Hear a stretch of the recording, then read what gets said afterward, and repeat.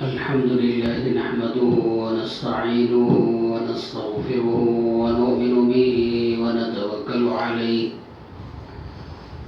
ونعوذ بالله من شرور أنفسنا ومن سيئات أعمالنا من يهد الله فلا مضل له ومن يضلل فلا هادي له ونشهد أن لا إله إلا الله وحده لا شريك له ونشهد أن سيدنا ونبينا ومولانا محمدا عبده ورسوله أما بعد فأعوذ بالله من الشيطان الرجيم بسم الله الرحمن الرحيم إن تجتنبوا كبائر ما تنهون عنه نكفر عنكم سيئاتكم وندخلكم مدخلا كريما قال النبي صلى الله عليه وسلم من مات وهو يعلم أنه لا إله إلا الله دخل الجنة أو كما قال النبي صلى الله عليه وسلم رب اشرح لي صدري ويسر لي أمري واحلل عقدة من لساني يفقهوا قولي اللهم صل على محمد وعلى آل محمد كما صليت على إبراهيم وعلى آل إبراهيم إنك حميد مجيد اللهم بارك على محمد وعلى آل محمد كما باركت على إبراهيم وعلى آل إبراهيم إنك حميد مجيد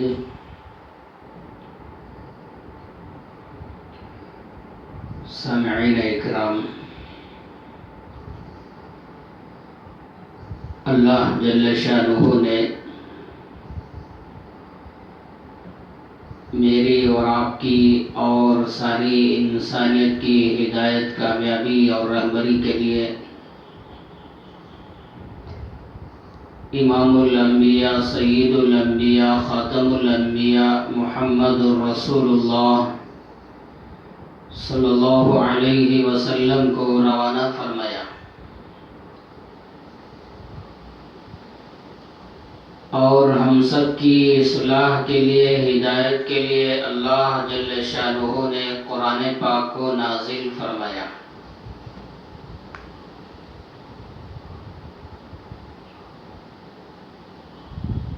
اللہ جل شانہ نے قرآن پاک میں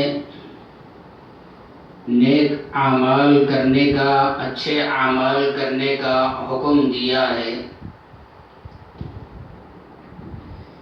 اسی طرح اللہ جل شانہ نے قرآن پاک میں گناہوں سے اپنے آپ کو بچانے کا، نافرمانی نہ کرنے کا حکم دیا ہے۔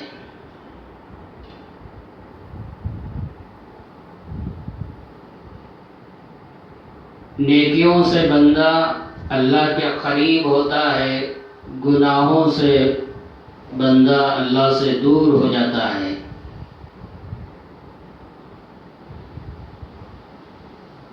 نیکیوں سے بندہ جنت میں چلے جاتا ہے، گناہوں سے بندہ جہنم میں چلے جاتا ہے۔ اس لیے اللہ جل شانہ نے جہاں قرآن میں نیکیوں کا حکم دیا، اسی طرح اللہ نے قرآن میں گناہوں سے باز آنے کا، گناہوں سے اپنے آپ کو بچانے کا حکم دیا ہے۔ قرآن پاک میں اللہ نے بیان فرمایا، یا ایھا الذین آمنوا لا یسخر قوم من قوم عسى ان یکونوا خیرا منہم، اے ایمان والو، تم میں سے کوئی قوم، کوئی مرد کسی قوم کا کسی اور مرد کا مذاق نہ اڑائیں۔ ممکن ہے تم جس کا مذاق کر رہے ہو وہ اللہ کی نظر میں آپ سے زیادہ مقام رکھنے والا ہو، آپ سے زیادہ افضل ہو۔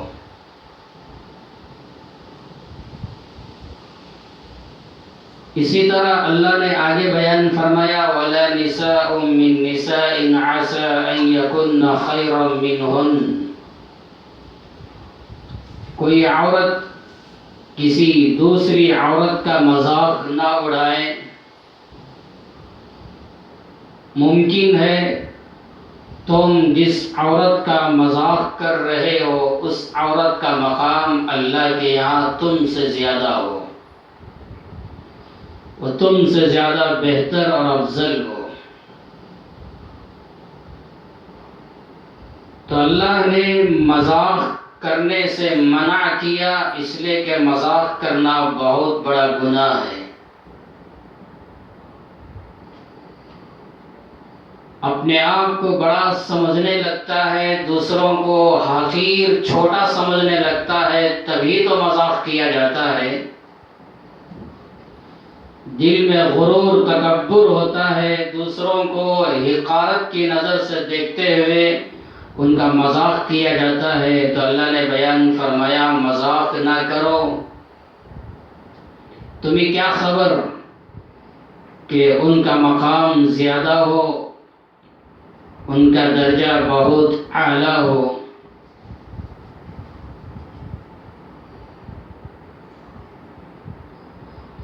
اسی طرح آگے اللہ نے بیان فرمایا وَلَا تَلْمِزُوا أَنفُسَكُمْ،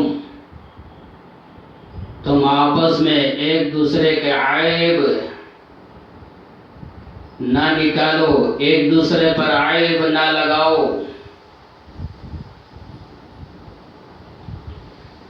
دوسروں پر عیب لگوا کر ان کی عزت، ان کا مقام گھٹانا چاہتے ہو، کم کرنا چاہتے ہو۔ اللہ نے بیان فرمایا دوسروں پر عیب نہ لگاؤ۔ وَلَا تَلْمِزُوا أَنفُسَكُمْ وَلَا تَنَابَزُوا بِالْأَلْقَابِ، آگے اللہ نے بیان فرمایا تم دوسروں کو برے نام سے نہ پکارو، جیسے کولار کی زبان میں کہتے ہیں کسی کا آڑا نام لے کر نہ پکارو، ایسا نام جس کو وہ سن کر ذلت محسوس کرے، شرم محسوس کرے، اس طرح برے ناموں سے، آڑے ناموں سے نہ پکارو، یہ بھی گناہ ہے۔ تو اللہ نے ان گناہوں سے اپنے بندوں کو روکا ہے۔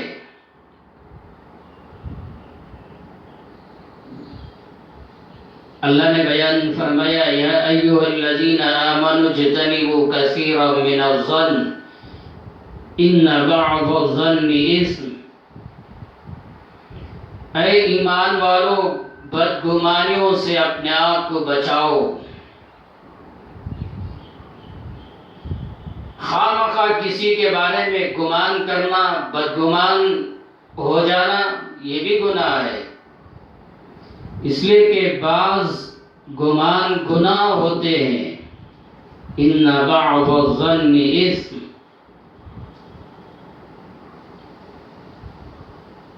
تو خواہ کسی کے بارے میں بدگمانی کرنا،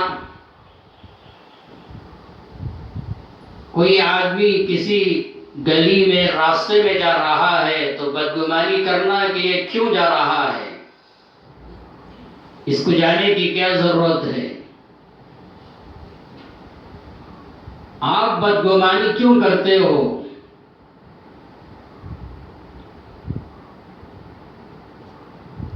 ممکن ہے وہ جانے والا کسی کی مدد کے لیے جا رہا ہو، یا اس گلی میں کوئی بیمار ہے اس کی عیادت کے لیے جا رہا ہو، یا کسی کی ضرورت کو پورا کرنے کے لیے جا رہا ہو، پتہ نہیں آپ کیا جانتے ہیں۔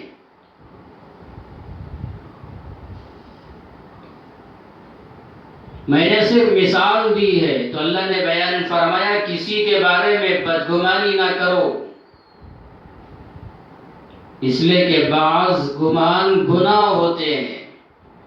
وَلَا تَجَسَّسُوا، آگے اللہ نے بیان فرمایا ایک دوسرے کی جاسوسی نہ کرو، انتظار میں نہ بیٹھ جاؤ، کسی کا کوئی عیب کوئی کمی نظر آئے تو اس عیب کو اس کمی کو لے کر میں اسے بدنام کروں، اس کی توہین کروں، اسے ذلیل کروں۔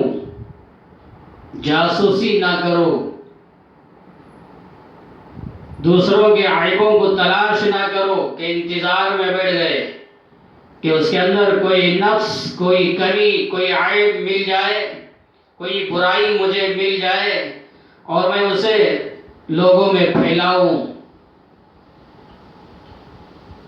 تو اللہ نے فرمایا وَلَا تَجَسَّسُوا، جاسوسی نہ کرو۔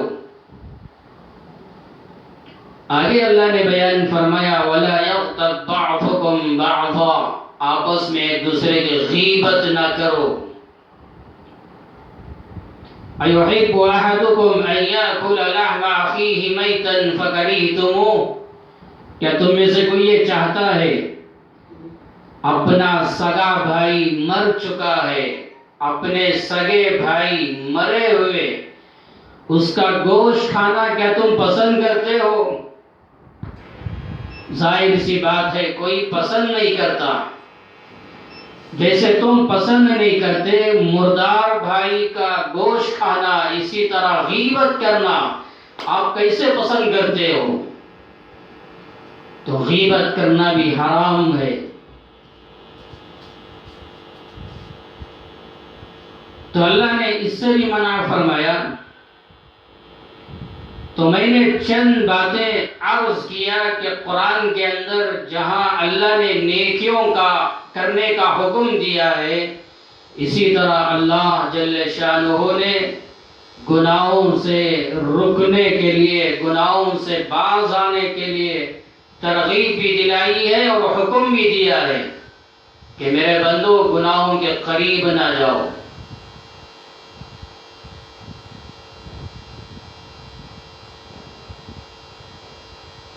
جیسے اللہ نے قرآن کے اندر گناہوں سے رکنے کا حکم دیا ہے اور اپنے بندوں کو ترغیب دلوائی ہے، اسی طرح امام الانبیاء سید الانبیاء حضرت محمد رسول اللہ صلی اللہ علیہ وسلم نے بے شمار حدیثوں میں اپنی امت کو یہ ترغیب دلائی کہ میری امت کے لوگوں گناہوں کے قریب نہ جاؤ، گناہوں سے اپنے آپ کو بچاؤ۔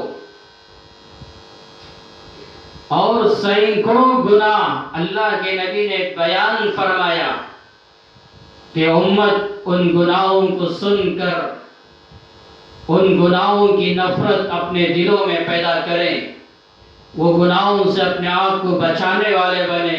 اس لیے اللہ کے نبی صلی اللہ علیہ وسلم نے پوری وضاحت کے ساتھ امت کے سامنے بیان فرمایا۔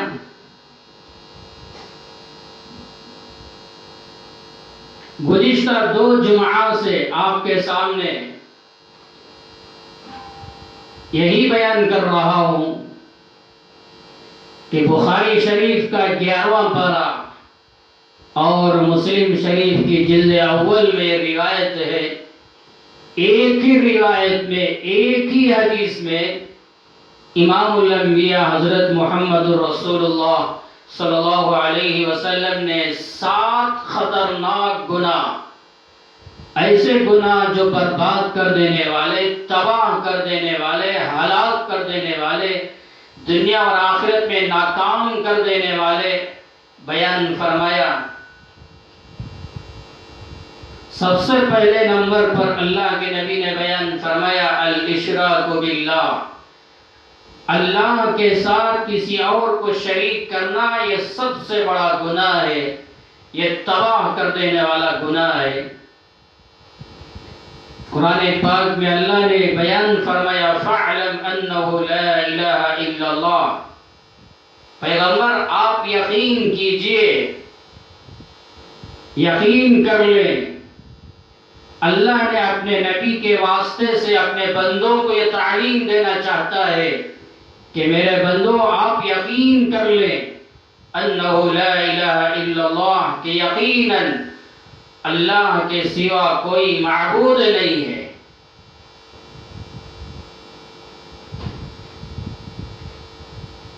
اللہ کے علاوہ کوئی عبادت کے لائق نہیں ہے۔ قرآن پاک میں اللہ نے اپنی طاقت، اپنی قدرت، اپنی وحدانیت، اپنی بڑائی کو بیان کیا کہ میرے بندوں مجھے پہچانو، آخر کیوں میرے ساتھ کسی اور کو شریک ٹھہراتے ہو؟ تبارک الذی نزل الفرقان علی عبدہ لیکون للعالمین نذیرا۔ اللہ نے بیان فرمایا پاک ہے وہ ذات جس نے فرقان کو اپنے بندے پر نازل فرمایا۔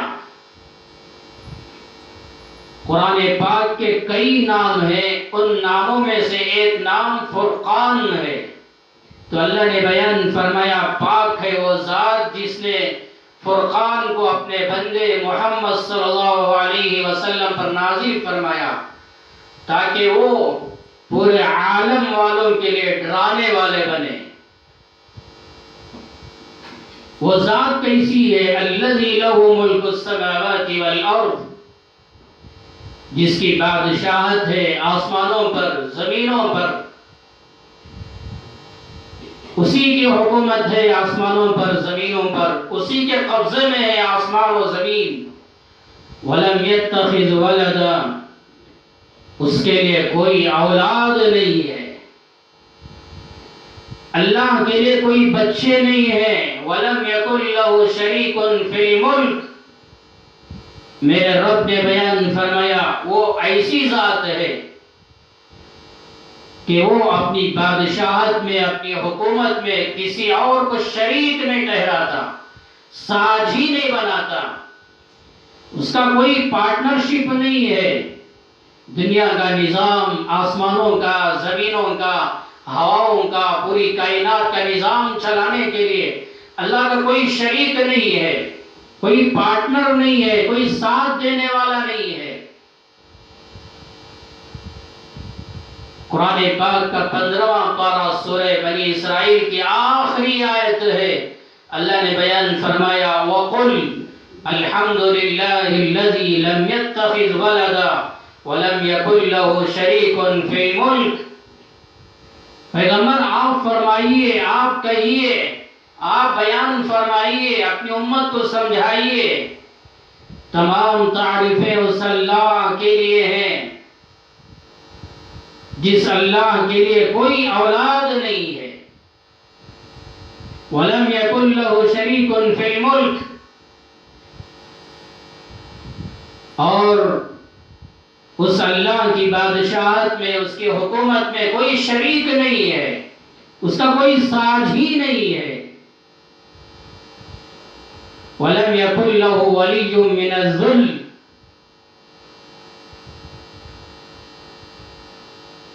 نہ وہ کوئی ایسا کمزور ہے کہ کمزور ہونے کی وجہ سے کسی کی حمایت لیتا ہو، کسی کا سپورٹ لیتا ہو، کسی کی مدد لیتا ہو، کہ وہ مجبور ہو کر، کمزور ہو کر کہ کسی کا سہارا لے لے، کسی کی مدد کر لے، کسی کا تعاون حاصل کر لے، کسی کی حمایت حاصل کر لے، ہرگز نہیں۔ وہ کسی کی حمایت کا محتاج نہیں، کسی کی مدد کا محتاج نہیں۔ وَكَبِّرْهُ تَكْبِيرًا، ایسے اللہ کی آپ بڑائی بیان کیجئے، اس کی کبریائی واضح کیجئے، اس کی قدرت، اس کی طاقت کو بیان کیجئے۔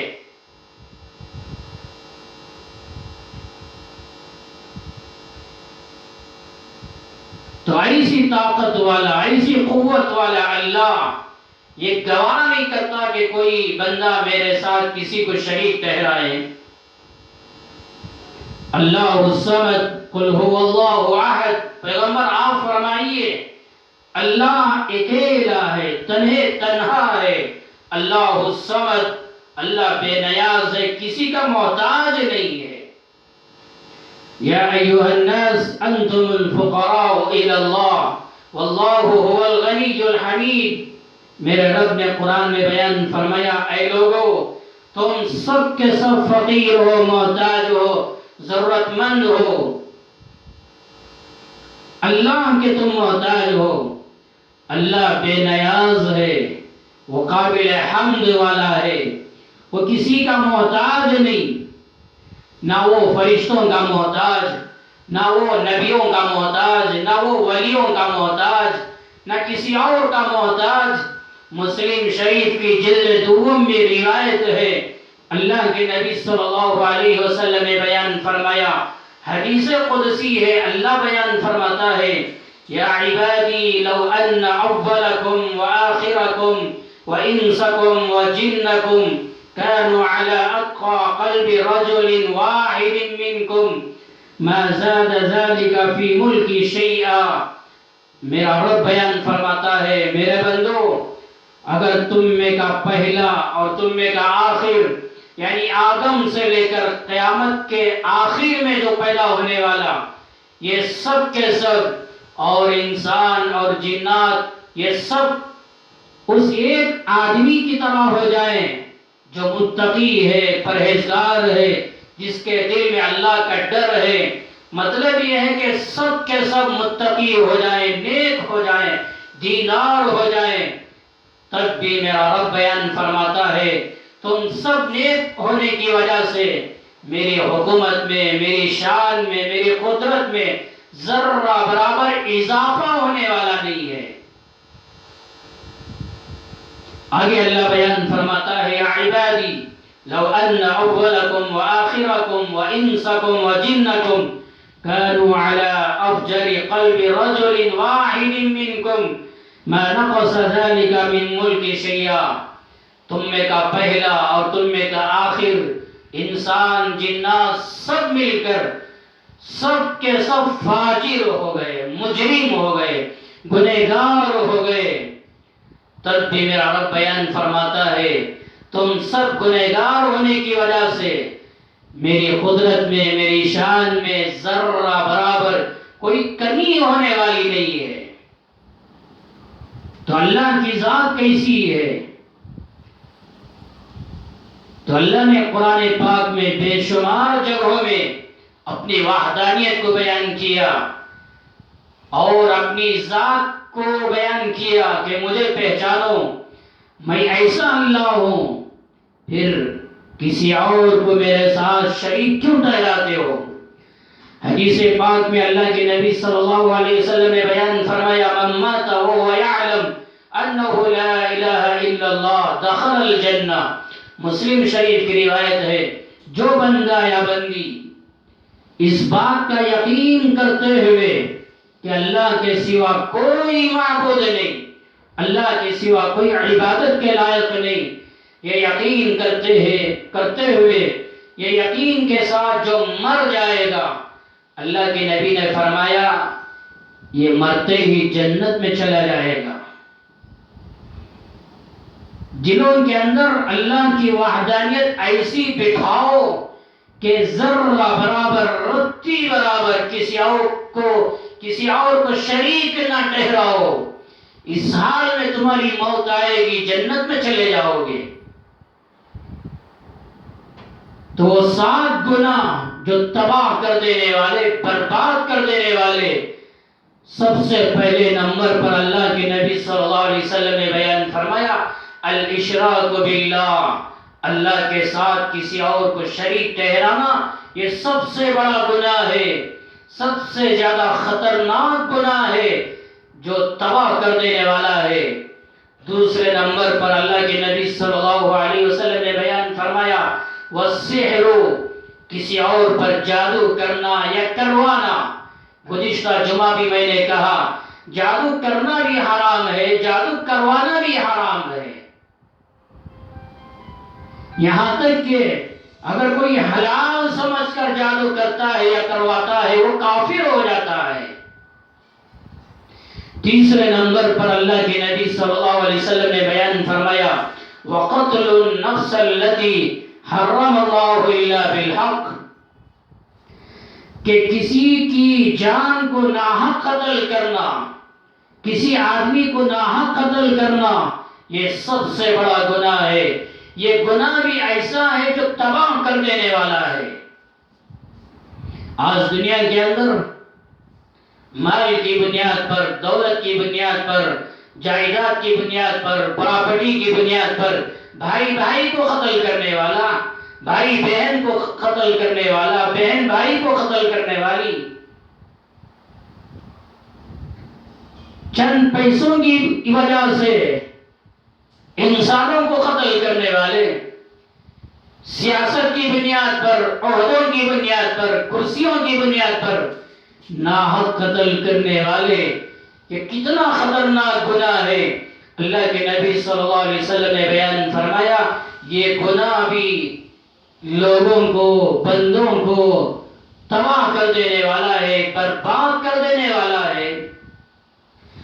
مسلم شریف میں، بخاری شریف میں، ترمذی شریف میں روایت ہے، امام الانبیاء، سید الانبیاء حضرت محمد رسول اللہ صلی اللہ علیہ وسلم نے بیان فرمایا لا تقوم الساعة حتى يكثر الحرج، قیامت نہیں آ سکتی یہاں تک کہ حرج عام ہو جائے، حرج کی کثرت ہو جائے۔ جب تک حرج کی کثرت نہیں ہوگی، جہاں دیکھو حرج ہو رہا ہے، جب تک حرج کی کثرت نہیں ہوگی قیامت نہیں آ سکتی۔ صحابہ پریشان ہو گئے اور عرض کیا وَمَا الْحَرَجُ یا رسول اللہ، یا رسول اللہ بیان فرمائیے، سمجھائیے حرج کیا چیز ہے۔ صحابہ کے سوال کرنے پر اللہ کے نبی صلی اللہ علیہ وسلم نے بیان فرمایا القتل القتل، خون خرابہ، قتل و غارت گیری، دنیا میں ناحق قتل کرنا یہ عام ہو جائے گا۔ جب تک یہ عام نہیں ہوگا قیامت نہیں آئے گی۔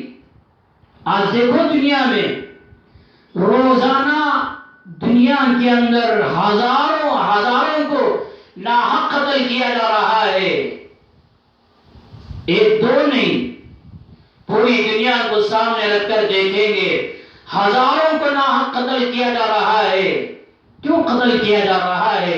ان کا کیا جرم ہے، کیا گناہ ہے، کیا قصور ہے ان کا؟ کچھ نہیں، یوں ہی قتل کیا جا رہا ہے۔ آپ نے بیان فرمایا یہ قیامت کی نشانی ہے، جب تک یہ خون خرابہ، قتل و غارت گیری اور ناحق قتل کرنا یہ عام نہیں ہوگا قیامت نہیں آ سکتی۔ آج پوری دنیا میں کرونا وائرس کی بیماری سے پوری انسانیت پریشان ہے، پورے ممالک پریشان ہیں، سب پریشان ہیں، کیا مسلمان، کیا ہندو، کیا کرسچن، کیا یہودی، کیا کافر، کیا مشرک، ہر طبقے کا، ہر ذات کا، ہر آدمی سب پریشان ہیں۔ مگر افسوس کرونا وائرس کی بیماری کی بنیاد پر، کرونا کو سامنے رکھ کر کتنے لوگ ایسے ہیں کہ ناحق لوگوں کو قتل کر کے، ناحق لوگوں کی جان لے کر یوں کہا جاتا ہے کہ یہ کرونا کی وجہ سے مر گیا ہے۔ کتنی کارگزاریاں میڈیا میں، واٹس ایپ میں، اخبارات میں سامنے آ رہا ہے کہ ہسپتالوں میں، میڈیکلوں میں کہ کھانسی کی بنیاد پر، سردی کی بنیاد پر اور سینے میں بلغم کی بنیاد پر یا بخار کی بنیاد پر یا معمولی بیماری کی بنیاد پر مریض اسپتال میں جاتا ہے، لوگ کہتے ہیں کہ کرونا کا مریض ہے اور ایک دو دن کے اندر باڈی واپس آ رہی ہے۔ لوگ میڈیا کے اندر یہ سازش عام ہو رہی ہے کہ دنیا کے اندر کتنے لوگ ایسے ہیں، معصوم لوگوں کی جانوں کو کرونا کی بنیاد پر ناحق قتل کیا جا رہا ہے۔ اللہ کے نبی صلی اللہ علیہ وسلم نے بیان فرمایا یہ قیامت کی نشانی ہے۔ ابھی ایک عالم دین کو حیدرآباد کے اندر اسپتال میں کورونا کے نام پر بدنام کیا گیا۔ ان کے بیوی بچوں نے جب احتجاج کیا تو مجبور ہو کر ڈاکٹروں نے کسی اور کی لاش کو لے کر آئے اور دکھایا کہ دیکھو یہ ہے۔ جب ان کی بیوی بچوں نے کہا یہ ہمارا نہیں ہے، جب اور زیادہ واویلا مچایا گیا، شور شرابہ کیا گیا، جب انہوں نے زبردستی اسپتال میں تلاش کے لیے نکلے تو جا کر دیکھا کہ ان کا رشتہ دار تو زندہ ہے۔ کیا کیا میڈیا میں، واٹس ایپ میں اور دنیا میں یہ نظارہ دیکھ رہے ہیں۔ دنیا کے اندر کتنے لوگ ایسے ہیں معصوم لوگوں کی جان لے کر یوں کہہ دیا جاتا ہے کہ یہ کورونا میں مر گیا۔ یہ حرج نے تو اور کیا ہے، یہ قتل و غارت گیری نے تو اور کیا ہے، یہ خون خرابہ نے تو اور کیا ہے۔ اللہ کے نبی صلی اللہ علیہ وسلم نے 1400 سال پہلے بیان فرمایا کل ذنب عسى الله ان يغفره الا من مات مشركا، ممکن ہے اللہ ہر گناہ معاف کر دے گا، کتنا ہی بڑا گناہ کیوں نہ ہو اللہ چاہے معاف کر دے گا، مگر دو گناہ ایسے ہیں اللہ معاف نہیں کرے گا۔ ایک من مات مشرکا، جو شرک کی حالت میں مر گیا اللہ کبھی معاف نہیں کریں گے۔ اور آگے بیان فرمایا اور مؤمن قتل مؤمنا متعمدا، ابو داؤد کی روایت ہے کہ کوئی کسی مومن کو جان بوجھ کر ناحق قتل کرے گا اللہ اس لیے گناہ بھی کبھی معاف نہیں کرے گا۔ اگر کوئی کسی مومن کو حلال سمجھ کر ناحق قتل کر دے گا تب تو اللہ کبھی معاف نہیں کرے گا۔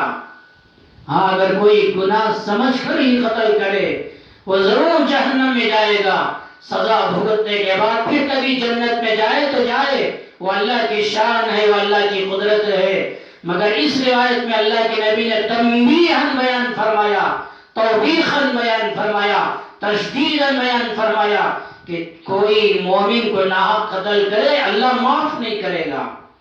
آج دنیا کے اندر کتنے معصوم لوگوں کو قتل کیا جا رہا ہے، کتنے ہزاروں لوگ ایسے ہیں جو کورونا میں مبتلا نہیں ہے مگر الزام لگا کر خواہ مخواہ ان کو بدنام کیا جا رہا ہے، لوگوں کو گرفتار کر کے لے کر جایا جا رہا ہے اور یوں کہہ رہے ہیں کہ کورونا ہے، محلوں کو علاقوں کو سیل ڈاؤن کیا جا رہا ہے۔ یہ سب یہ سازش ہے، یہ مکاری ہے، یہ دھوکہ ہے جو لوگوں کو بدنام کیا جا رہا ہے، ناحق ہزاروں کو قتل کیا جا رہا ہے۔ اللہ کے نبی صلی اللہ علیہ وسلم نے 1400 سال پہلے تیسرے نمبر پر بیان فرمایا وَقَتْلُ النَّفْسَ الَّتِي حَرَّمَ اللَّهُ إِلَّا بِالْحَقِّ، ناحق کسی کو قتل کرنا اتنا بڑا جرم ہے جو تمہیں تباہ کر دے گا، برباد کر دے گا، دنیا اور آخرت میں ناکام کر دے گا، ذلیل کر دے گا۔ آج یہ ہو رہا ہے۔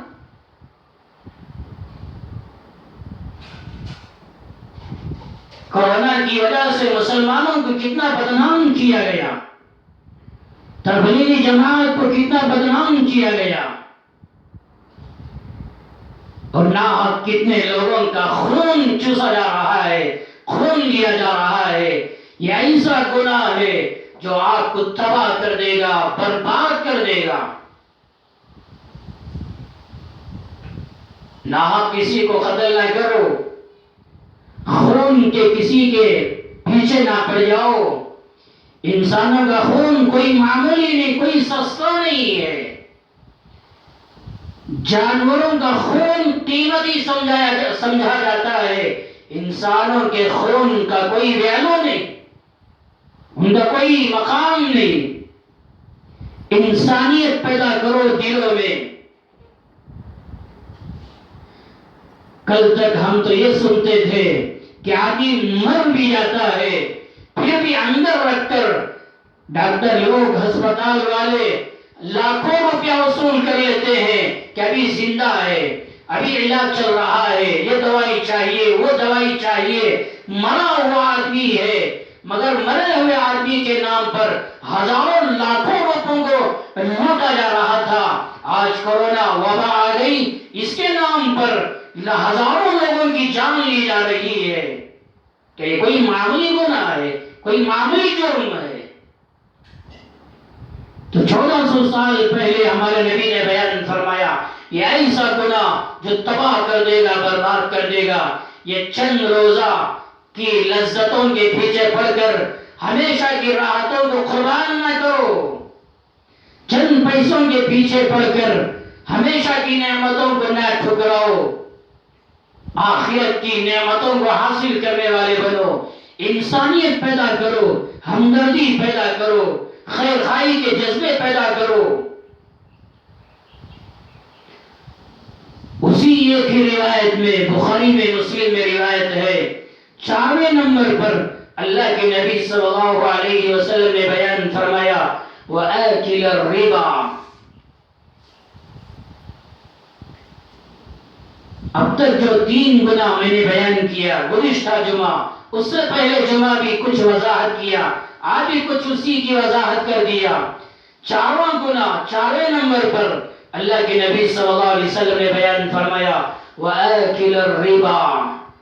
سود کھانے والے، سود کو دینے والے، سود کے نام پر لینے والے، یہ گناہ بھی ایسا ہے جو تباہ کر کے رکھ دیتا ہے، برباد کر کے رکھ دیتا ہے، ذلیل کر کے رکھ دیتا ہے۔ کیا کوئی معمولی گناہ ہے؟ آج پوری دنیا میں سود عام ہو گیا، فنڈ عام ہو گئے، رشوت عام ہو گئی۔ 1400 سال پہلے اللہ کے نبی صلی اللہ علیہ وسلم نے بیان فرمایا لعن رسول اللہ صلی اللہ علیہ وسلم آکل الربا وموکلہ وکاتبہ وشاہدیہ وقالہم سواء۔ مسلم شریف کی روایت ہے، اللہ کے نبی صلی اللہ علیہ وسلم نے سود کے دینے والے پر، سود کے لینے والے پر، اور اس پر وکالت کرنے والے پر، اس کے لکھنے والے پر، اور اس کے اوپر گواہ بننے والے پر، ان تمام لوگوں پر آپ نے لعنت فرمائی ہے۔ اور اس گناہ میں یہ سب برابر ہیں۔ کوئی یہ نہیں کہہ سکتا کہ میں نے سود کے نام پر پیسہ نہیں دیا، میں نے سود کے نام پر پیسہ نہیں لیا، مگر درمیان میں جا کر تم نے تو لکھا ہے، کاپی میں لکھا تو ہے، یا یہ کہ تم گواہ تو بن گئے، تم نے تو نہیں لیا، تم تو نہیں دیے، مگر کسی اور کو دلوا دیے، گواہ تو بن گئے۔ جیسے فنڈوں میں عام طور پر ہوتا ہے، یا سود کے لینے دینے پر ہوتا ہے، کسی اور کو گواہ بنا لیے، جا کر گواہ بن گئے۔ اب یہ کہنے لگے میں تو لیا نہیں، میں تو دیا نہیں، میں تو صرف گواہ بنا ہوں۔ یہ گواہ بننے والے بھی اللہ کے نبی صلی اللہ علیہ وسلم نے بیان فرمایا یہ گناہ میں یہ سب برابر ہیں۔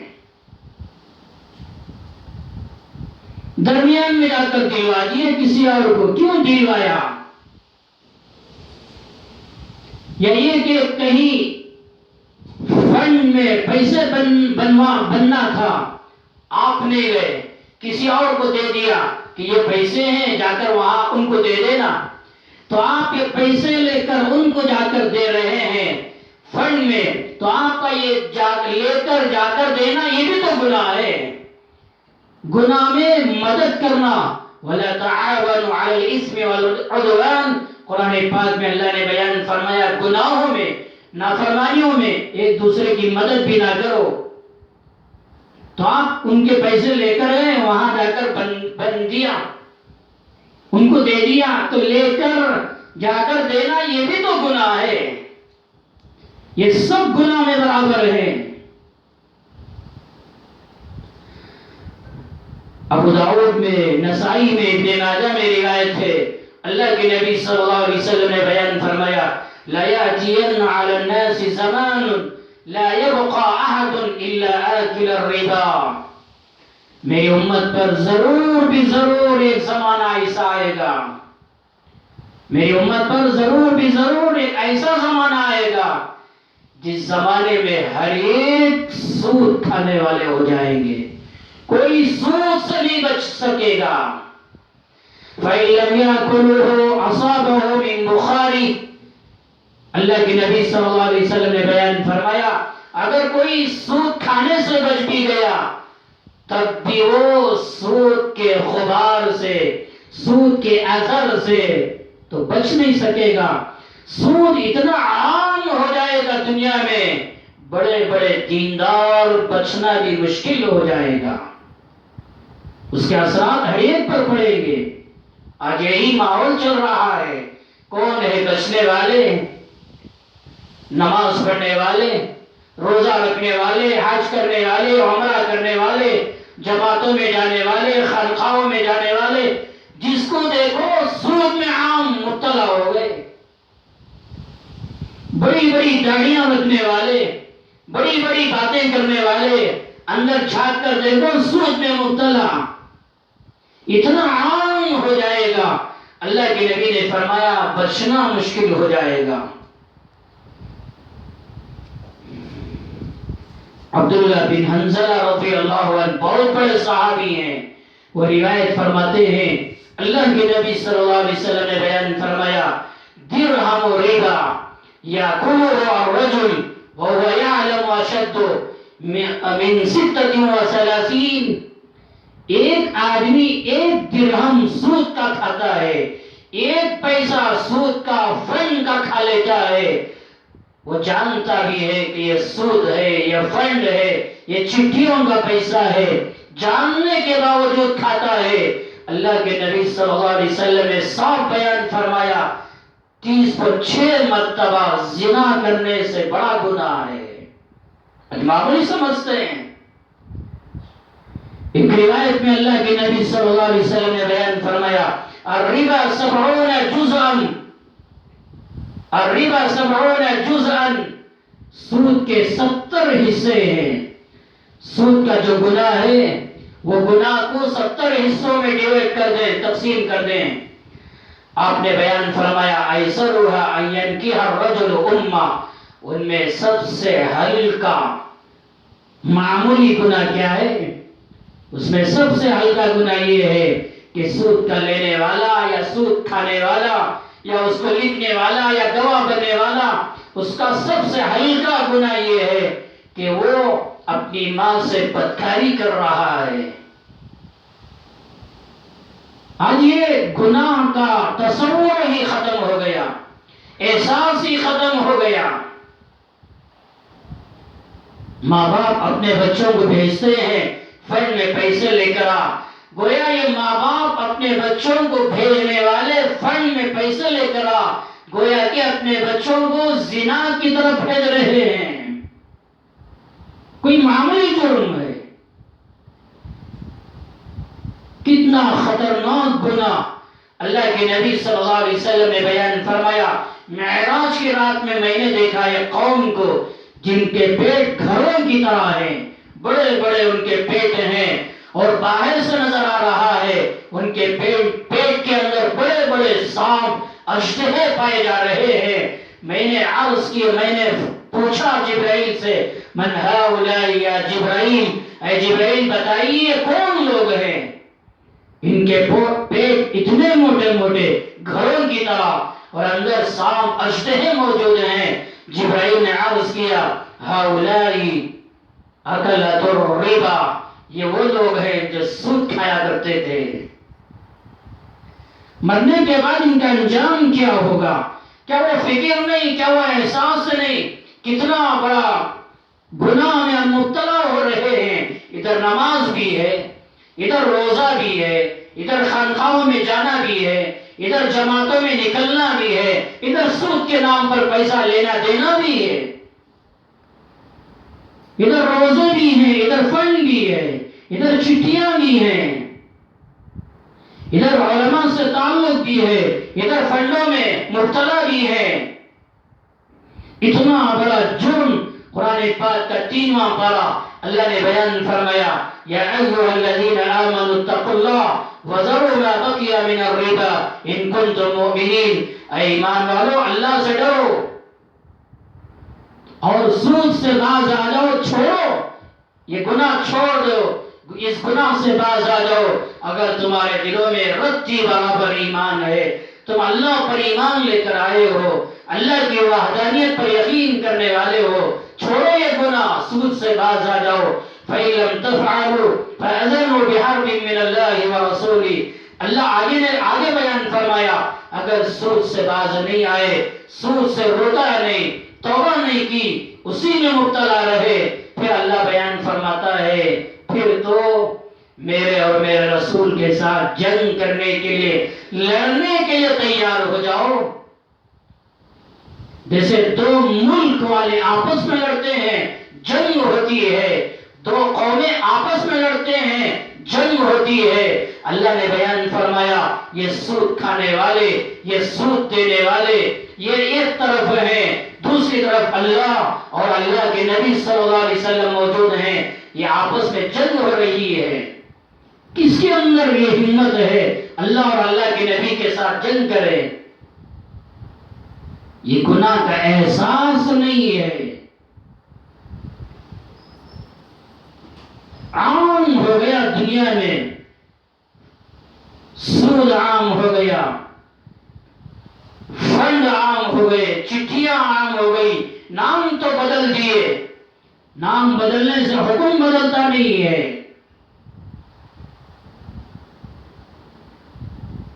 سچے دل سے توبہ کرو، اللہ سے معافی مانگو، حالات بدلنے والے نہیں، حالات سدھرنے والے نہیں، ہاں شرط یہ ہے گناہوں سے اپنے آپ کو بچا کر، گناہوں سے توبہ کر کے اللہ کی طرف رجوع ہو جاؤ، اللہ سے معافی مانگو، اللہ کو راضی کرو، حالات بدلیں گے، حالات سدھریں گے۔ تو گناہوں سے جو بندہ یا بندی اپنے آپ کو بچاتے ہیں، گناہوں سے بچنے سے اللہ کے قریب ہو جاتے ہیں، گناہ کرنے سے اللہ سے دور ہو جاتے ہیں۔ آج گناہ کرتے کرتے اللہ کی رحمت سے دور ہو گئے، اللہ کے رحم و کرم سے دور ہو گئے، اللہ کے فضل و کرم سے دور ہو گئے، جس کی وجہ سے آج یہ دنیا میں وبا عام ہو گئی ہے۔ اتنے گناہ، اتنے گناہ، کل تک محلوں کی مسجدوں پر پابندی تھی، مسجد تو نہیں آ سکتے، اب پابندی ہٹا دی گئی، ہاں شرائط رکھے گئے، مل کے کھڑے نہ ہونا، درمیان میں گیپ رہنا، فاصلہ وغیرہ سب اپنی جگہ، مگر مسجدوں کے دروازے کھول تو دیے گئے، مگر مسجدیں وہی ویران، کون نماز پڑھنے والا، کون تلاوت کرنے والا، کون سجدہ کرنے والا، کون اللہ کو راضی کرنے والا؟ نمازوں کا وہی حال ہے۔ جیسے عام طور پر ایک محاورہ ہے، کولر میں عام طور پر کہتے ہیں کتے کی دم ٹیڑھی کی ٹیڑھی رہتی ہے، وہ کبھی سیدھی نہیں ہوتی۔ حالات کیسے کیسے ہم دیکھ رہے ہیں، کبھی زلزلوں کو دیکھا، کبھی طوفانوں کو دیکھا، کبھی الگ الگ فتنوں کو دیکھا، فی الوقت کرونا وائرس کی بیماری کو دیکھ رہے ہیں، مگر سدھرنے کا نام و نشان نہیں، اللہ کو راضی کرنے کی فکر نہیں، وہی ٹیڑھا پن، وہی زندگی گزر رہی ہے۔ اذان ہوتی ہے دکانوں کے پاس، گلیوں میں، بازاروں میں ادھر ادھر رہتے ہیں، نماز کو آنے کے لیے تیار نہیں، مسجد کو آنے کے لیے تیار نہیں، پھر حالات کیسے بدلیں گے؟ مسجدوں پر پابندی تھی، پابندی ہٹا دی گئی، اللہ کے گھروں کا آنے والے بنو، اس سے بڑا عذاب کیا ہو سکتا ہے؟ ہماری بدعمالیوں کا نتیجہ کہ اس سال پوری دنیا سے کوئی حج بیت اللہ کو بھی نہیں جا سکتا، پابندی لگا دی گئی، محروم ہو گئے۔ اتنی بڑی پابندی لگائی گئی کہ دنیا کا کوئی مسلمان حج بیت اللہ کو نہیں آ سکتا۔ ہاں یہ الگ چیز ہے، وہاں کے مقامی لوگ حج کر لیں گے، وہ الگ چیز ہے، مگر دنیا والے حج بیت اللہ نہیں کر سکتے۔ اتنی بڑی پابندی لگائی گئی، مگر لوگوں کے دلوں پر کوئی اثر نہیں پڑا، کوئی احساس نہیں ہوا۔ اگر احساس ہوتا، دلوں میں غم ہوتا، دلوں میں تکلیف ہوتی، پھر اللہ کے گھر آباد ہو جاتے، اللہ کی طرف متوجہ ہو جاتے، رونے والوں میں اضافہ ہو جاتا، دل بلانے والوں میں اضافہ ہو جاتا، صدقہ خیرات میں اضافہ ہو جاتا۔ یہ اللہ کیا مصیبت آ گئی، حج بیت اللہ سے معلوم ہو گئے، مگر چہروں پر کوئی نشانی نہیں، کوئی علامت نہیں، احساس پیدا نہیں ہوا۔ بس اعلان سنا حج بیت اللہ نہیں ہوگا، ٹھیک ہے نہیں ہوگا، آئندہ سال دیکھ لیں گے، یہ کہہ کر دلوں میں تسلی لے کر آئے، دلوں کو بہلا دیا، مگر اتنی بڑی پابندی کا احساس دلوں میں نہیں ہوا۔